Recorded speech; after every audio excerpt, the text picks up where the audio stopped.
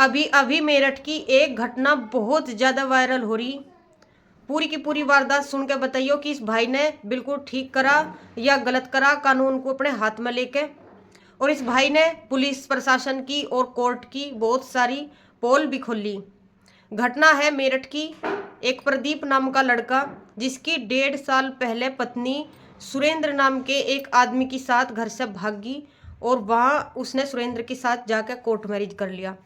इससे प्रदीप बहुत ज़्यादा गुस्से में था, वो मौके की तलाश में था।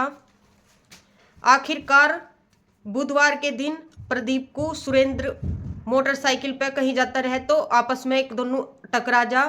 तो प्रदीप पहले से ही 1.5 साल से ही बहुत ज़्यादा गुस्से में था। उसने पुलिस प्रशासन की भी मदद ली थी, कोर्ट की भी मदद ली थी, लेकिन उसे कोई भी आश्वासन नहीं दिया गया था। तो आखिर में उसने कानून को अपने हाथ में लेने की कोशिश करी और रास्ते में ही अपने पास से हथियार निकाला और 2 गोली सुरेंद्र को पीछे से मारी।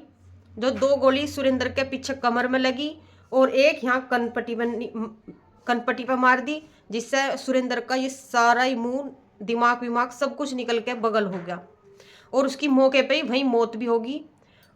और मोटरसाइकिल पे चलते चलते ही जैसे सामने स्टैंड पे अपना फ़ोन लगा ले, उस प्रदीप ने 4 मिनट की अपनी वीडियो भी वायरल करी और कहा है मेरी ये वीडियो हर जगह पहुंचा दो, हस्तिनापुर थाना में, मेरठ में, मवाना में, सारी जगह वायरल कर दो। मैं बहुत ज़्यादा दुखी हो गया था, बहुत ज़्यादा मैं परेशान हो गया था और मैंने सुरेंद्र को मार दिया है, इसका जिम्मेदार मैं हूँ। ना कोई मेरा घर परिवार वाला है इस वारदात का जिम्मेदार, ना कोई मेरा रिश्तेदार है, ना कोई मेरा मित्र है और मैं घर तक बेदखल हूँ। मेरे सिर पे मौत मंडरा रही और मैं 2.5 मीटर का कफन लेकर घूम रहा। पिछले 1.5 साल तक मौके की तलाश में था और आज मैंने अपने मतलब जो भी उसकी वो थी उसे अंजाम दे दिया है। मैं पिछले 1.5 साल तक बहुत ज़्यादा परेशान था और इस पुलिस प्रशासन ने और मेरी पत्नी ने मुझे और इस सुरेंद्र ने मुझे हथियार उठाने पे मजबूर कर दिया।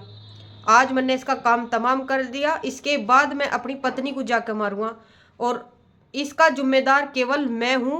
मेरे घर वालों को कोई परेशान ना करे। और अगर औरों को भी कहा, और अगर किसी और की भी पत्नी अपने पति को छोड़कर इस तरह घर तक भाग गए तो मेरे पास फ़ोन करियो, मैं सीधा जाकर गोली मारूंगा। मैं मरने के लिए तैयार हूँ। मैं अपने सर पर 2.5 मीटर का कफन बांध के अपने घर से निकला और आज मैंने एक वारदात को अंजाम दे दिया, इसके बाद मैं अपनी पत्नी को भी मारूंगा। तो उसके पीछे पुलिस पड़ गई और गुरुवार के दिन वो एक खेत में मिला। खेत में मिलते ही वो तमंचा तो अपने साथ ले ही रहा था। उसने करीब करीब 40 मिनट पुलिस वालों पे तमंचा ताने रखा कि जो कोई अगर मेरे पास आ गया तो मैं सीधा गोली मारूंगा। लेकिन पुलिस वालों ने काफ़ी उसे संतावना दी, काफ़ी संतोष दिया और उसे अपने विश्वास के संपर्क में लिया कि हम तुझे कुछ नहीं करने के, बस तेरा थोड़े बहुत बयान लेकर तुझे रफा दफा कर देंगे, तुझे घर भेज देंगे तेरे परिवार वालों के साथ। हम कि इसमें तक कोई भी तुझे कुछ नहीं कहने का, तुझे कोई सज़ा नहीं होने की, बस तुम्हारी बात मान ले, हमारे साथ चल पड़, तमंचा रख दे। लेकिन वो कभी पानी पीता रहा तो कभी बीड़ी पीता रहा और कभी पुलिस पे तमंचा तान दे था। 40 मिनट तक उसने पुलिस अपने नज़दीक बिल्कुल भी नहीं आने दी। आखिरकार पुलिस वालों ने उसे अपने विश्वास में लिया और अपने साथ ले जाकर थाने में ले गई।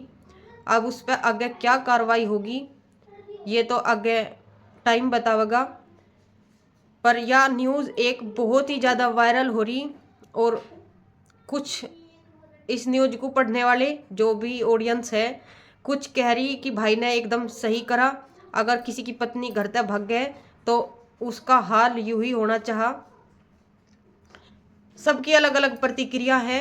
आप भी इस न्यूज़ को ज़रूर देखियो और अपनी प्रतिक्रिया हमारे कमेंट बॉक्स में ज़रूर दियो। क्या इस भाई ने सही करा, इसकी पत्नी ने इसे धोखा दिया, शादी के रिश्ते में इससे विश्वासघात करा, किसी दूसरे मर्द के साथ चली गई।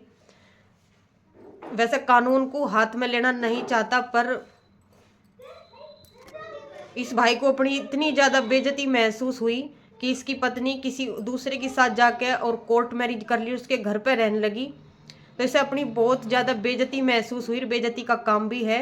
तो इसने मौत को अपने सर पर लेके 2.5 मीटर का कफन ले रहा था और कहने लगा मैं अपने मरने के लिए घर से बाहर निकला।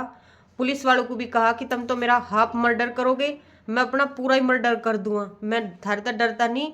और पुलिस वालों की भी पोल खोली कि मैं 1.5 साल तक थारी भी मदद लेनी चाहिए, मैंने कोर्ट की भी मदद लेनी चाहिए, लेकिन सब ने मैं बहुत ज़्यादा परेशान कर दिया और आखिरकार मुझे इस वारदात को अंजाम देना ही पड़ा, हथियार उठाने ही पड़े। अब जो सुरेंद्र के घर वाले हैं, उन्हें जो सुरेंद्र का शव मिला, डेड बॉडी मिली, तो वे भी उसे जलाने की बजाय रोड पर रख के उन्होंने भी जाम लगा दिया कि जब तक प्रदीप को वो ना मिल जा, फांसी की सजा ना हो जा, तब तक हम सुरेंद्र की डेड बॉडी नहीं जलावेंगे। तो आमने सामने की टक्कर जुड़ गई है। तो आगे आगे मैं बताऊंगी इस खबर पे क्या होगा, आगे क्या हुआ। तो आप सभी को ये खबर कैसी लगी, इस भाई ने क्या ठीक करा और क्या गलत करा, आप हमें कमेंट बॉक्स में अपनी प्रतिक्रिया जरूर दें। मिलते हैं नेक्स्ट रियल घटना के साथ, तब तक के लिए आप सभी का दिल से धन्यवाद।